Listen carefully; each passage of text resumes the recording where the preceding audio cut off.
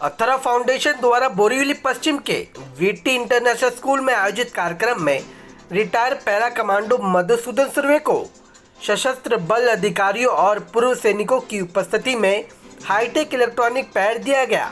तो मधुसूदन सुर्वे ने देश की रक्षा करते हुए युद्ध में एक अपना पैर खो दिया था। मधुसूदन सुर्वे कारगिल युद्ध में भी शामिल हुए थे। कमांडो मधुसूदन सुर्वे युद्ध हुए घटनाओं की कहानियां जनता को सुनाई, जिससे सभी के रोंगटे खड़े हो गए। अथरा फाउंडेशन के अध्यक्ष और बोरीवली के विधायक सुनील राणे ने कहा कि भारतीय सेना देश के प्रति त्याग, साहस और प्रेम का प्रतीक है और सशस्त्र बल के जवान देशभक्त होने की प्रेरणा के स्रोत है। उन्होंने पूर्व सैनिकों को, सशस्त्र बलों के जवानों को राष्ट्र की सेवा के लिए धन्यवाद दिया।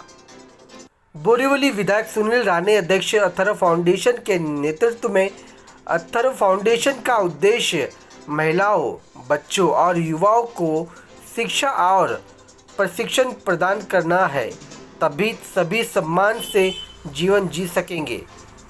अथरा फाउंडेशन भारत के ग्रामीण क्षेत्रों में बालिकाओं की शिक्षा, शहीदों के परिवारों की मदद, महिला सशक्तिकरण और खिलाड़ियों को उनके लक्ष्य के साथ आगे बढ़ने में मदद करने जैसी महानताओं के लिए कार्य कर रहे हैं। आज अथर्व फाउंडेशन के माध्यम से हमारे देश के सैनिक और शौर्य चक्र विजेता, जिन्होंने कारगिल के युद्ध से लेके बहुत सारे ऑपरेशनों में हिस्सा लिया, ऐसे हमारे शूरवीर कमांडो श्री मधुसूदन सुर्वे, इन्होंने एक ऑपरेशन में अपने एक पैर को खो दिया था। आज अथर्व फाउंडेशन के माध्यम से उनको इलेक्ट्रॉनिक पाँव देने का कार्यक्रम था। इसके लिए हमारे साथ कर्नल राजे, श्री उन्नी कृष्णन, मेजर मनोज सिन्हा, श्रीमती वर्षा राणे और परेश गांधी उपस्थित है। हम सब जानते हैं कि देश की सेवा करते समय बहुत सारे हमारे सैनिक जख्मी होते हैं। बहुत सारे सैनिक इस देश की सीमा को सुरक्षित रखते समय अपने प्राणों का बलिदान कर देते हैं और ये देश के तिरंगे की हिफाजत करते समय, अपने प्राणों का बलिदान करते समय अपने प्राणों की कुर्बानी कर देते हैं। ऐसे समय के पश्चात उनके परिवार तक पहुंचने का काम अथर्व फाउंडेशन पिछले 12 वर्षों से करती है। चाहे शहीदों के परिवार के साथ जाते हुए उनको मिलना, या फिर शहीदों के बेटियों को आधुनिकता से पढ़ाने के लिए उन तक कंप्यूटर पहुंचाना। देश भर के अलग अलग हिस्सों में मैं स्वयं जाता हूं और हमारे देश के उन शूरवीरों की कहानी आज के हमारे इस पीढ़ी को बताने के लिए हम प्रयास करते हैं। और इसके लिए उसी सीढ़ी का एक प्रयास हमारे शूरवीर कमांडो मधुसूदन सुर्वे जी को, जब हमने ये पैर देने का निर्णय किया, इलेक्ट्रॉनिक पैर देने का निर्णय किया, तो हमें लगा कि ये देश भर के हमारे सैनिक हैं जो हमारे भारतीय लोगों के लिए प्रेरणा देते हैं। लगातार देश भर की चिंताएं बढ़ाने वाला संकेत जब हमें मिलता है, चाहे वो चीन की गलवान घाटी में हिंसक झड़प में बलिदान करने वाले, शहीद होने वाले हमारे सैनिक, या फिर देश की सीमा सुरक्षित रखते समय पाकिस्तान के आतंकवादियों के साथ शूरता से, वीरता से लड़ने वाले हमारे सैनिक, ऐसे सभी सैनिकों के लिए, उनके परिवार के लिए काम करने वाला अथर्व फाउंडेशन आज हमारे साथ विशेष रूप से कमांडो मधुसूदन सुर्वे उपस्थित है। मैं आप सबकी ओर से उनको अनुरोध करता हूँ, विनती करता हूँ कि आज के इस कार्यक्रम के बारे में वो आपको बताएं। थैंक यू सर, धन्यवाद सर। मैं मधुसूदन सुर्वे, शौर्य चक्र। आज मैं अथर्व फाउंडेशन के सर्वा राणे सर जो है, इनका मैं आभार व्यक्त करता हूँ, जिन्होंने आज मुझे ये जो लिंक दिया है और मुझे दौड़ाने के लिए उन्होंने जो कोशिश करी है, मैं आप सभी को मैं बताना चाहता हूँ, सही मायने में मैं दौड़ूंगा और मेरी जो इच्छा है कि मैं एवरेस्ट चढ़ूँ इस पैर से। और देखो अभी थोड़ी देर पहले एक क्वेश्चन पूछा गया था कि आप पैर से क्या नहीं कर सकते। अभी मुझे मालूम है, अगर अभी भी अगर किसी शहर में बाढ़ आती है तो इस पैर से, इस टांग से मैं पानी के अंदर कूद सकता हूँ, क्योंकि मैं डाइवर हूँ, मैं सिर्फ डाइवर हूँ। मैं पानी के अंदर कूद के, मुझे अगर देश के लिए काम आना है तो मैं किसी की जान बचा सकता हूँ, क्योंकि इसके अंदर लॉकिंग सिस्टम है और वो जब लॉक होगा तो निकलेगा नहीं। मैं तैर सकता हूँ इससे, क्योंकि वो कला मुझे आती है। तो मैं ये बताना चाहता हूँ कि मैं इनका इतना अभी आभार व्यक्त करना चाहता हूँ जो भी मेरे साथी बैठे हुए हैं। कर्नल साहब है, कर्नल राजे साहब है, उन्नी साहब है, गांधी सर ने जो यहाँ से प्रयत्न करके मुझे आज खड़ा किया है, राणे सर ने किया है, राणे मैडम ने जो आज जो प्रयत्न करके आज मुझे नहीं खड़ा किया, आज मेरी संपूर्ण भारतीय सेना जो है मेरे ऊपर या आप सभी के ऊपर जो गर्व कर रही है, क्योंकि हर क्षेत्र में कोई ना कोई अपना देश के लिए बलिदान देता है, लेकिन उनको पहचानने के लिए, उनके दुख को जानने के लिए राणे सर बाहर निकले हैं। और ये जो सब कुछ ये जो कर रहे हैं, उनके लिए आज पूरे देश का साथ होना चाहिए, क्योंकि राजनीति से परे, राजनीति इनके अंदर नहीं आनी चाहिए। क्योंकि उन्होंने जब मुझे वो मिले थे, उन्होंने कभी राजनीति का सवाल नहीं पूछा था। उन्होंने पूछा कि मैं आपको दौड़ के देखना चाहता हूँ, और आज उन्होंने मुझे आज खड़ा किया दौड़ने के लिए। और मैं आपको चाहता हूँ कि मैं दौड़ूंगा नहीं, मैं एवरेस्ट की कोशिश करूंगा कि मैं एवरेस्ट कैसा चढ़ूँ। सुरेश साहब, इससे पहले यूपी की बात, सरकार की बात करें तो लोग बोलते थे सैनिकों का पैसा ये लोग खा रहे हैं। आज के वक्त में एनडीए जिस तरह के सैनिक आप जैसे लोग का मदद करें, इलेक्ट्रॉनिक 5 लाख के फंड का लेग आपको दिया है, तो क्या परिवर्तन आएगा इन सालों में? सर, मैं ये जो है ना पॉलिटिक्स वाला कोई मैं आपको जवाब नहीं देना चाहता हूँ, और ना ही मैं एज अ सैनिक, क्योंकि मैं अभी भी सैनिक वर्दीधारी हूँ, मैं इसके बारे में नहीं कमेंट कर सकता।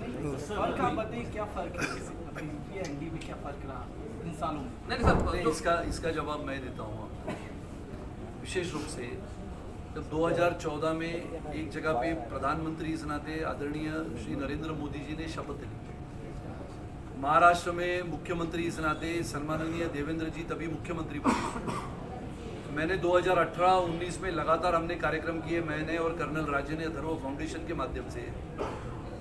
ये सवाल का जो उत्तर है वो इसमें छुपा है कि महाराष्ट्र में सैनिक शहीद होने के पश्चात उसके परिवार को, जिसे अनुदान कहते हैं, वो 8.5 लाख रुपया मिलता था सिर्फ। विचार करो, ये महाराष्ट्र का सैनिक देश भर में, चाहे वो आतंकवादियों के साथ जूझता है, चाहे वो 1962 की लड़ाई हो, 65 की हो, 71 की हो, 84 की हो, 99 की हो, हर तरफ महाराष्ट्र का सैनिक और पूरे देश भर का सैनिक, चाहे पंजाब हो, हरियाणा हो, चंडीगढ़ हो, अलग अलग राज्यों से सैनिक निकलता है। महाराष्ट्र से भी सैनिक निकलता है, महाराष्ट्र के है। तो हमने महाराष्ट्र के तभी के मुख्यमंत्री से गुहार लगाई थी कि हमारा महाराष्ट्र का सैनिक शहीद हो जाता है, उसके परिवार को हम 8.5 लाख रुपए की राशि अनुदान के रूप में देते हैं। ये बहुत कम है। तो देवेंद्र जी ने तुरंत मुख्यमंत्री इस नाते 31 जनवरी 2018 को इस राशि को 25 लाख किया था। 31 जनवरी 2019 को इसको 50 लाख किया था। 26 जुलाई 2019 को षणमुखानंद के कार्यक्रम में इसको 1 करोड़ किया था। और जिसको हम कहते हैं 2 हेक्टर जमीन भी अपने शहीद सैनिक को, परिवार को देने का निर्णय हमारे उस सरकार ने किया था, जो आज भी जारी है। उसकी सूची मेरे पास आती है। हालांकि ये कार्यक्रम उस सूची को दिखाने का नहीं है, लेकिन फर्क यूपी में और एनडीए में है। तो एनडीए ये देश के सैनिकों के सम्मान में लगातार आगे बढ़ चढ़ के काम कर रहा है। अथर्व फाउंडेशन और क्या इनिशिएटिव ले रहा है? अथर्व फाउंडेशन ने, जैसे मैंने कहा कि हमने अभी 7 एम्बुलेंस भेजनी है 7 सिस्टर्स में, जिसमें 3 एम्बुलेंस हमने पहले ही भेज दिए है, एक नागालैंड में, एक सिक्किम में और एक मणिपुर में। बचे हुए मेघालय, त्रिपुरा, असम, अरुणाचल और मिजोरम, यहाँ पर भेजना है। लगातार बेटियों को पढ़ाने के लिए आधुनिकता से कंप्यूटर हम उनके घर तक पहुँचाते हैं। आने वाले समय में बहुत अलग अलग कार्यक्रम हम करते हैं, जैसे कि मैंने कहा कि शहीद परिवार को मिलते हुए उनकी जो समस्याएं हैं वो हम सरकार तक लाते हैं।